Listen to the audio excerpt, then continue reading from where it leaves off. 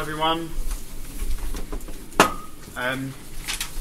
Yes, so pleased to represent EarthEye here today at the Catapult, and thanks to the Space Universities Network for putting this together. It's a great opportunity. As a growing company, we need, skilled people, and certainly, as Nick from ESA said, the UK is positioning itself to grow substantially in this area. So having an event like this is ideal, really, so that people from universities and academia can consider what the future is going to be like and make it real.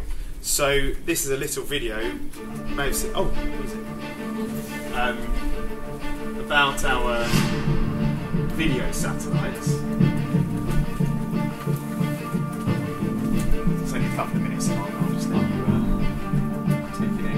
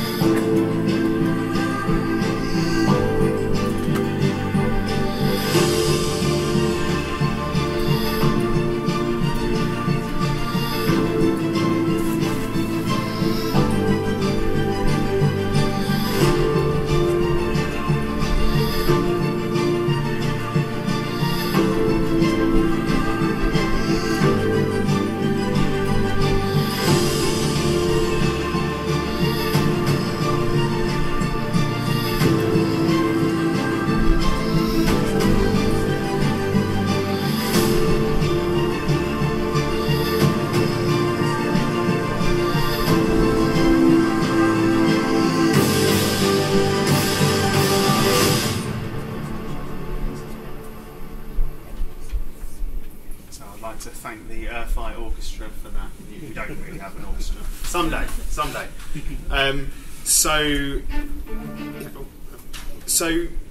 Just to talk about that a little bit, great exciting future, new technology coming of video from space here in the UK, which is a huge development.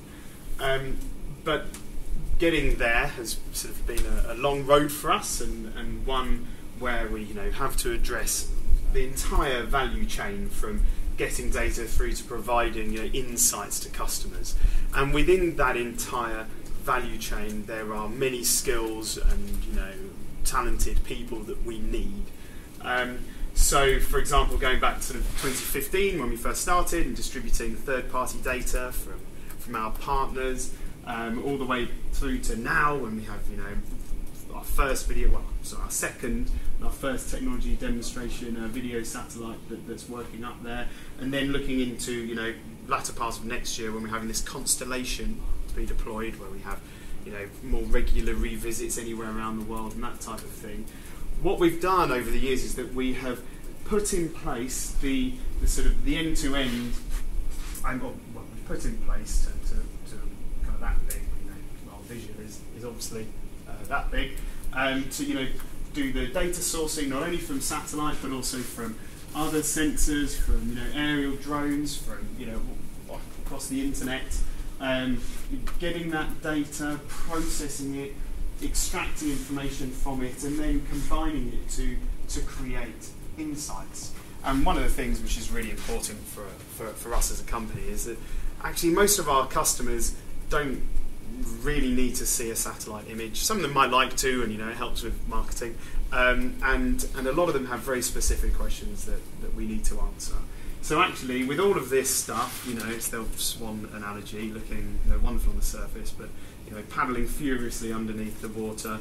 We have all of this data that we're bringing together, and the end product might just be a text message that goes to a smallholder farmer in Kenya, and I'll tell you a little bit about that project. So getting all of that information and refining it and turning it into something that is actionable requires, you know, a variety of skills. And I'll use some of these slides as a prompt. I won't go into a lot of detail, but I'll use some of these slides as a prompt about the type of things that we need. Now, modern IT companies, service companies, you know, we're all deploying in the cloud these days. Knowing how to deploy in the cloud is a relatively new skill, and you find that, you know, large companies pay really big salaries to people who are able to do all of this stuff. It's called DevOps engineers, and that's being able to deploy in cloud architectures in such a way that we can bring together microservices infrastructures where, you know, we use these modules, we pull them together, and then we create a product for that purpose. And this is basically the modern paradigm of sort of scalable computing. That's something that skills that we have, but that there's more of, that we're going to need more of in the future. Additionally, we have, as I'm sure you can imagine, needs in the area of AI, machine learning, mapping, you know, photogrammetry, that type of thing. So here, for example, are some of the automatic products that you can see that have been extracted from Vivideye videos. So this first process uses this image, this training data, to create this not quite perfect roadmap. And that uses something called it's a type of neural network, or a generative adversarial network. And then up here we have, you know, object recognition, where, you know, we're using kind of we're using some off the shelf, some open source, and some of our own developed capabilities to find objects in images. And here using, you know, computer vision, optical flow, and other methods to extract the speeds of the vehicles we have in those images, in the videos. And here using a combination of photogrammetric and neural network approaches to extract detailed 3D models from satellite data.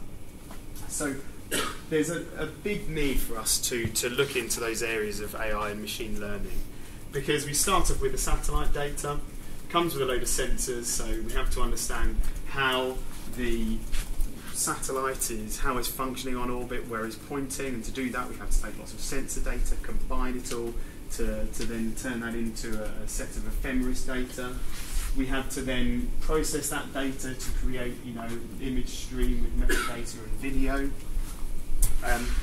Then we have to, you know, take the data, combine it with reference data like 3D height models, in order to then, you know, align it and create different products like moving features, change section, 3D models, and that all of that then forms our geographic information. And then we have to take all of that data, the image and video metadata and objects, and then understand what their geographic relationships are to the underlying data that we have, perform their automated mapping and analyse at the next level up in order to create, you know, insights. And this is very much a satellite imagery focused workflow, but I'll demonstrate how we're then taking this to the next level. So, for example, here, in terms of one of the insight products we're creating, this is for mining, and to give you an understanding of the breadth of skills that are required for this, we are using our satellites and a variety of others to monitor different mine locations around the world. We're then integrating information sources, so creating 3D models from that data, looking at the other activities that are happening at those mining sites and other sites around the world that are to do with the copper supply chain, combining that with, you know, pricing data, news information, other reference sources, movements of ships and trains and that type of thing, all in order to kind of create a sort of grand unified theory of what's happening in terms of the copper industry. And this stuff is of huge value to traders. They need this, right? In addition to mining operators, in addition to, you know, all the obvious people that you might think of there. So the copper's futures market is pretty big. But also there's this kind of need to create things that are scalable, so that we can, you know, provide these to multiple different end users. And actually, that end user doesn't care how this information. Well, sorry, they do care, and they need to know that it's the truth, that it's valid information. But they don't really want to see any of that information. All they want, basically, is a mobile app with an index and just says, is it going to go up or down? Should I buy or sell? And this data can fill a gap in information where published data would be this green line. That was the published data, and then we get this line, which is our understanding of copper mining activity 3 months before that. So that's again great value to people. So that's one example of an insight. And then another example is this project that we have together with our partners, WeatherSafe. And here we're looking at coffee crops around the world. So we're combining satellite data together with information from the field, from a mobile app, into an agronomic engine which takes in satellite data of multiple resolutions, along with field boundaries and other information from the field, ground truth data and agronomic modelling, in order to forecast pests and diseases and to inform farmers how to better grow coffee, which you may not be aware is the second most traded commodity in the world. So this type of thing is adding a lot of value to people's activities. And I guess just kind of to go over the subject of this this workshop,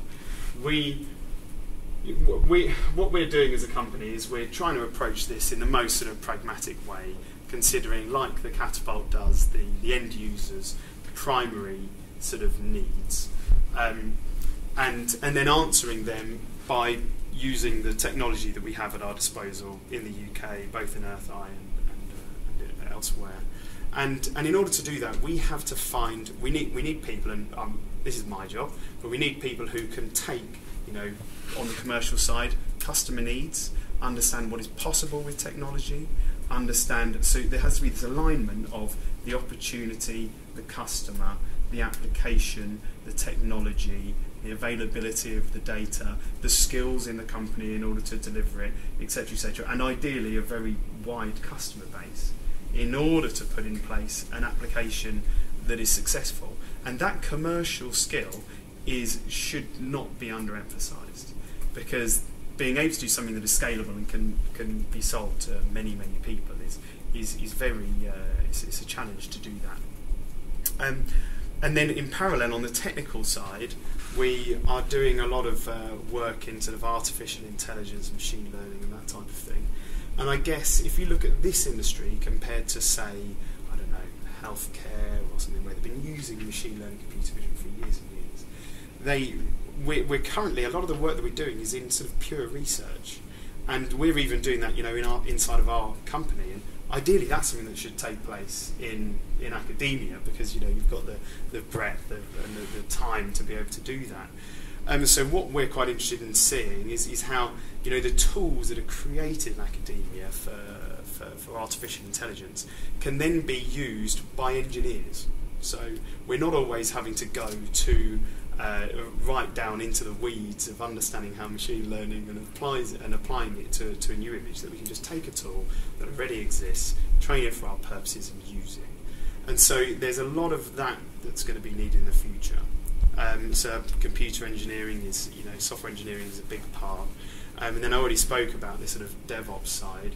You'd have probably got from the applications that I put up also the data science piece. If you're getting information about shipping, getting information from satellite, getting information from all of these diverse areas, cross-correlating and working and deriving information from that is a big part.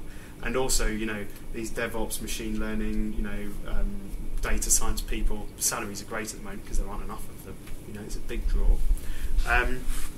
And yeah, I guess the other thing as well, which I think I was talking to Chris earlier from Edge Hill, which it would be great if all geographers had just basic experience of programming in Python, just basic. No need to do anything really complex, because things are getting easier to do, and Python is actually a relatively accessible language. But that would be brilliant, because nowadays we've got a lot of off-the-shelf packages that we can use, but they're restrictive. You can't do everything you want to be able to do with them, and they're expensive. So, what's the way in which we can enable all of our future, academics or people that come out of university to just sit down and say, oh, actually, I know how to do this. I can automate this problem. It's no problem at all. So, yeah, and then finally, obviously, there's the vertical knowledge that is required. So, somebody who's great at forestry, somebody who's great at agriculture, somebody who knows this stuff. And a lot of the time we come to academia for that. But yeah, hopefully that gives you some kind of idea of the scale of the kind of challenge that we're dealing with, and how we at Earth Eye are trying to sort of apply a very modern approach to this kind of Earth observation area, which has for so long been very much focused on sort of academic and research exploits. There you go. Thank you very much.